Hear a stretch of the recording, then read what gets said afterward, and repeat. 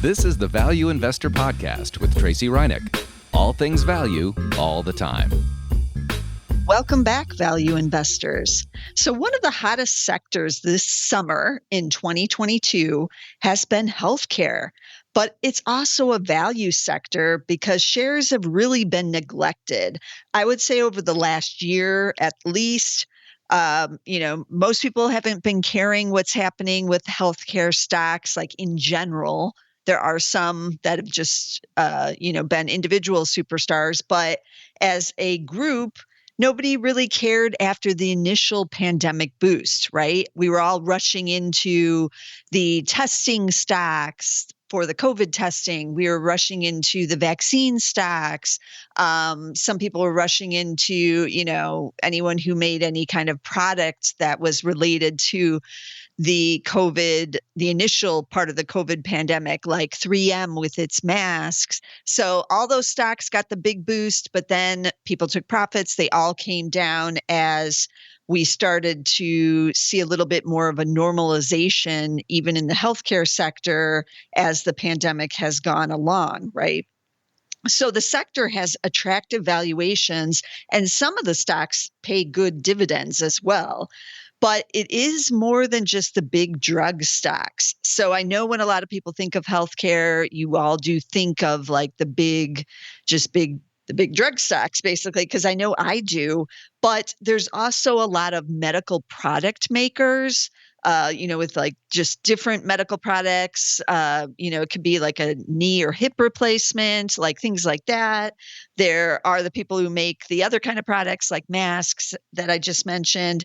There's the biotechs, which are a little bit different than the bigger drug companies. There are hospitals. There's the staffing companies. We've talked about them.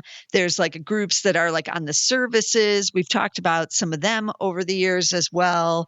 And so this sector as a whole is very interesting. There's also the health insurers. We haven't talked about them for a while because a lot of them aren't that much value here as they keep soaring.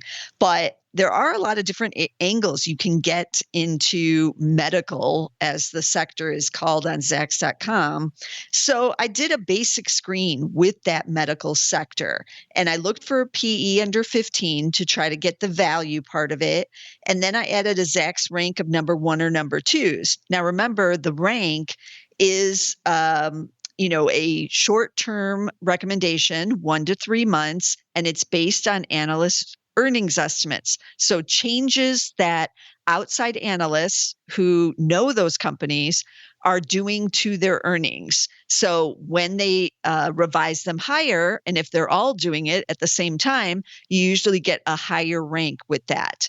And so it doesn't necessarily mean you're getting earnings growth, however, but you're seeing something good because the analysts are all raising. And especially right now here in 2022, with a lot of uncertainty in the economy and some companies already cutting their guidance, which means the analysts are going to cut their earnings estimates as well.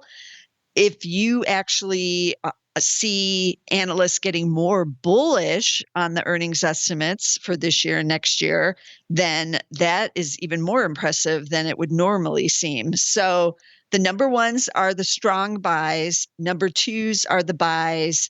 Combined, it's a little over 900 companies, give or take. It depends on when you run the screen. The rank can change daily, especially right now as I'm recording this on July 20th, 2022.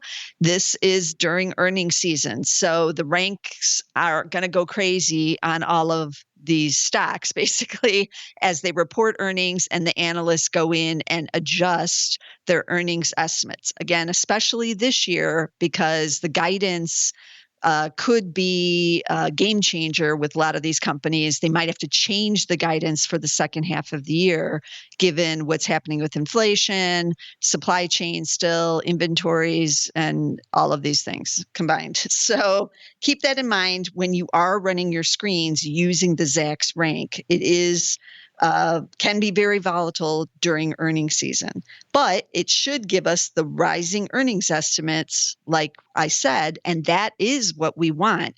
Who is coming out and saying, hey, we're not cutting our guidance, we're actually increasing it for the year? That's going to be pretty rare outside of energy, especially this earnings season. So keep that in mind. I ran this screen. It's kind of a basic screen, but it's got the rank in there, and I got 19 stocks. But I didn't really want any stocks under $5. I wanted to kind of avoid that small cap healthcare name, even though it has the good rank. And so I added additional no stocks under $5. So it only excluded 3 stocks, and I got 16 stocks. So that's a good little list to choose from and allowed me some options. And so I picked out 5, as I always do on this podcast, to take a little bit more of a deeper look into. And so some of these were interesting. A few I had never heard of before. I tried to pick out some new names so we can kind of see in general what's happening with the earnings out there. Okay, so let's dive right in. The first company is one we know. It is Merck, ticker MRK. And I haven't talked about Merck in a while, so it's a Zacks number 1 rank, the strong buy right here, but it does report earnings on July 28th, so that could all change. But earnings expected to rise 22% here in 2022. So that's impressive, $7.32 versus $6.02 last year. And these shares are down big year to date, down 17.1%. So this is one that isn't seeing a big rally here. So it's down, and that makes the shares even cheaper. PE is now 12.6. So that's pretty attractive, but the shares are down, so it has been getting cheaper here. Dividend yielding 2.9%. Now, Merck has really moved into the cancer treatments, so you're really going to have to go listen in on their conference call, listen in on any investor days, find out what's going on with the drugs they have, the trials, all of that, because it does seem like a lot is going on with Merck here, and any kind of bad results on some of those trials could bring these shares down further. But the thing with the drug stocks is you want to get them as cheap as possible. Well, with any stock, right?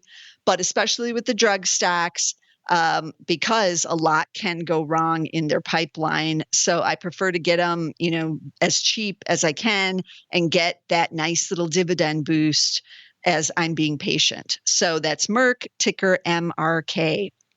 Second company is, I'm probably going to pronounce this wrong, as you know. I'm never good with the company names, but it's MRVI Life Sciences. Ticker is M as in Mary, R, V as in Victor, I.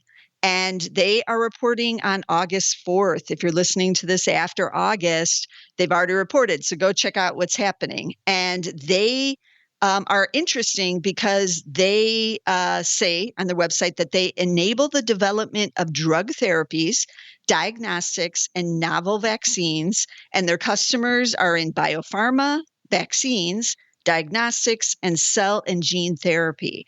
And so they, in the first quarter, had record quarterly revenue, up 65% year to date.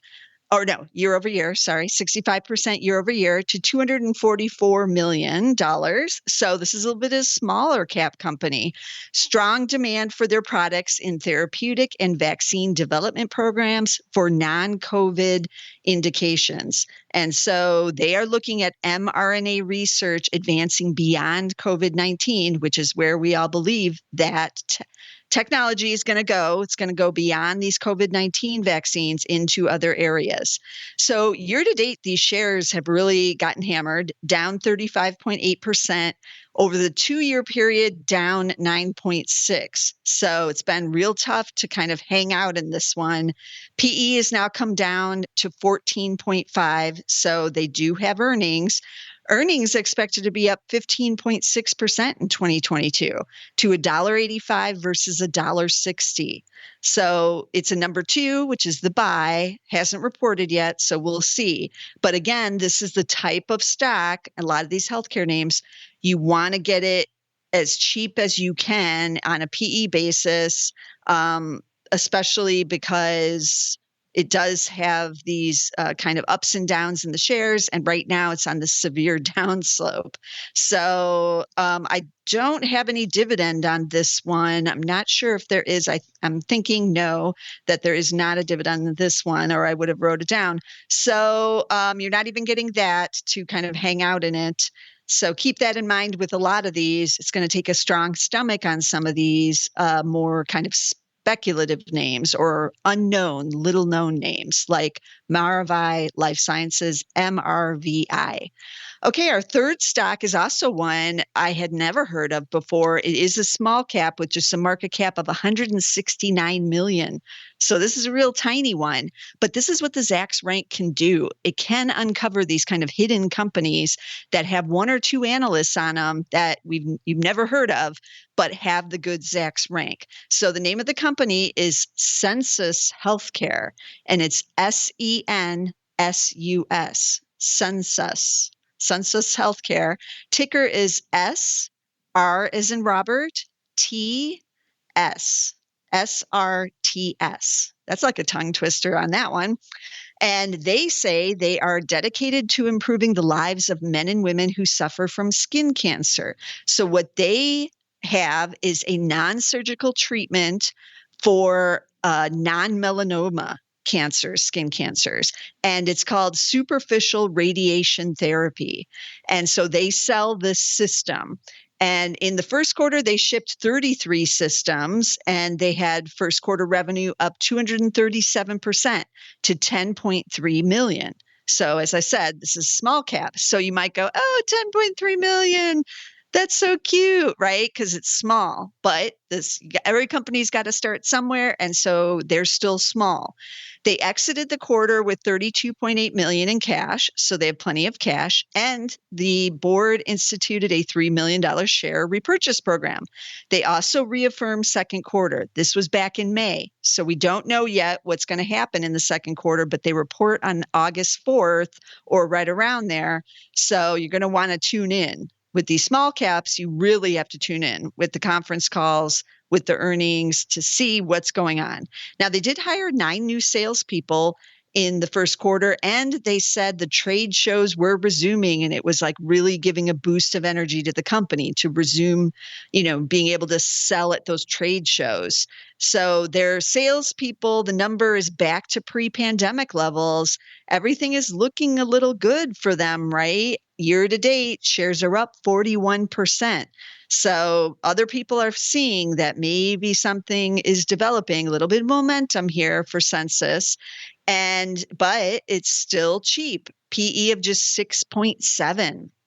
So their earnings expected to jump 512% this year to $1.53 from 25 cents last year.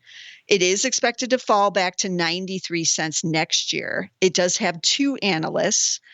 So we're getting at least more than one. That's always good on a small cap company. But you should really be looking into why the big earnings growth. Is it just because they're now shipping out the systems? See if you can figure out what is happening there. But that's all taking an even deeper dive into what is going on. But this is Census Healthcare, SRTS. Did I mention it was a number 2? It's a number 2 buy. Okay, fourth stock is called PETIQ. Yes, I'm even going on the pet side of medical because it's still medical. Ticker is PETQ. Many of you know this company. It's a leading pet medication and wellness company. They do own their own medications manufacturing facility in Nebraska. The shares have been all over the place. Everybody kind of likes this area, but again, you have to get it really cheap, because sales expected only grow 5.5% here in 2022. And earnings, though, expected to be up 9% here in 2022, and then another 29% in 2023. But the sales growth still single digits. So again, you want to get it cheap.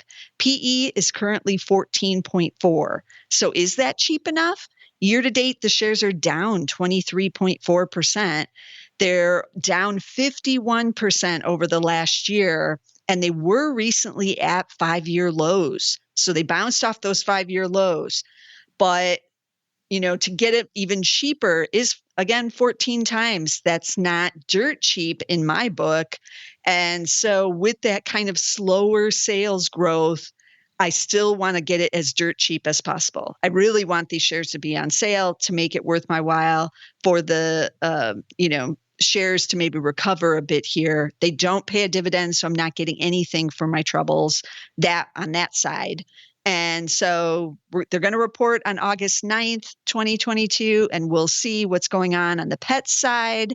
But this is a number 2 buy, and it's looking more interesting after this huge sell-off and the 5-year lows. But I still like to think I could maybe get it cheaper. But that's PETIQ, ticker PETQ. And then the final stock is ABBV, returning back to one of the old big drug companies, ticker ABBV. I own it in the Zacks Value Investor, and I own it in my own personal portfolio. This is the one that was paying the big dividend of like 5% a couple of years ago. Still nice at 3.8% here. Year to date, the shares are up about 10%. Earnings expected to be up 9.8% in 2022. And then expected to decline 15% next year. So that's something to watch, right? You want to get it as cheap as you can. PE is, I didn't write down the PE, I don't think, but it's around 10 now. Used to trade around 8 times, but now around 10. That's still cheap, but not as cheap as it used to be. And I noticed that the PEG is at 4.2, which is pretty elevated on the PEG side because actual growth is not that great. That's true with a lot of these big drug companies. It's hard to get the growth. You can have a blockbuster drug, but then it goes off patent and then you need to replace it, right? So they have Humira, and that's what they're trying to replace in the next couple of years. Now, they did buy Allergan a couple of years ago. That's the Botox and the Juvederm. That area is doing really well. So in the first quarter, their aesthetics group, that includes the Botox, was up 20.5% to $1.3 billion. But that's a small percentage of their total net revenue for the quarter, which was $13.5 billion. So good to have these hotter, growthier areas on the dermatology side, but still need to have it across the board, essentially. So again, with this stock, you need to get it cheap to make it worth your while. But a lot of people hiding out in these big drug stocks here in 2022, the ones that pay the big dividend, because that's seen as kind of a safety play, right? We're not buying our Botox, apparently. Who knows what'll happen in a recession, but people tend to hold on to those things, right? Even in recessions, we're willing to splurge on the Botox and the Juvederm, even during recessions, but even that could see some softening if the economy really does slow. So we will see on ABBV, ticker ABBV. Now, remember, healthcare investing is tricky. You must do your research. You have to know what the pipeline looks like. You have to know what is in trials if it's a drug company or even a products manufacturer. Heck, I used to own a company that was doing a treatment for peanut allergies. It was not a vaccine. It was just a treatment. And that was all over the place. And we were waiting for trials and things like that. They eventually did have a successful treatment and were bought out by a bigger company. So it was successful on that one, but it's a lot of work. So you really have to put the research in, and you have to know where the growth is coming from, who their competitors are, how likely it is they can get this product or drug to the market. If they have an item in the market, like the one for the skin cancer on our list today, then how are sales going? How are doctors adapting to it or adopting it? That was true with, Cologuard when that first came out. They had big sales teams out, and you could see who or who was not adopting that treatment and test. So There's a lot going on. There's a lot of innovation, however, and that's exciting too, because always new things in the pipeline, and the scientists are killing it right now in this decade and in this era. And that is super exciting for all of humankind, right? So I like investing in healthcare, but I'm not a medical expert. And so I find it a little difficult to get information or to know what's going on. So definitely listen in on those conference calls. You'll find out a lot. Try to find out what they're reporting at investor conferences. There's always these big medical, depending on which area they're in, kind of investor conferences. Know your stuff. Or you can stick to the healthcare ETFs or mutual funds where you'll just get a basket of the stocks. I know for many of you that's not as fun, but that gives you more diversity. And then if you aren't as invested, you don't want to listen to all the conference calls or figure out what's going on with that latest trial, or, you want a little more security than, my company's main drug just failed phase 3 trials. Like I've had that happen. Maybe many of you had too. And then the stock will plunge down or maybe even become worthless in some cases. So there's a lot you can do, but there is these certain pockets where, big drug companies have been around for a long time. The health insurers have been around a long time. They're not going anywhere. There's, the hospitals. There are these other pockets that are a little bit different than some of the products or drug type of manufacturing. So keep that in mind as well. And let me recap the stocks I talked about on this episode of the Value Investor Podcast. We haven't covered healthcare in a while, so this was an interesting one for me to kind of see what is going on, because there is value in this sector, because the shares have come down quite a bit, and you do get some dividends with those big drug makers. So let's start with that. We talked about Merck. They're paying 2.9% now, and the ticker is MRK.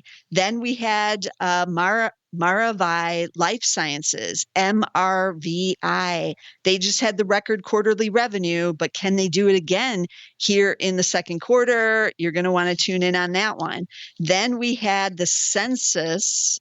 Sounds like the census, but it's with an S. Census Healthcare, SRTS, and that's the superficial radiation therapy for non-melanoma treatment for skin cancer. Then we had PETQ on the pet side. We can't leave them out.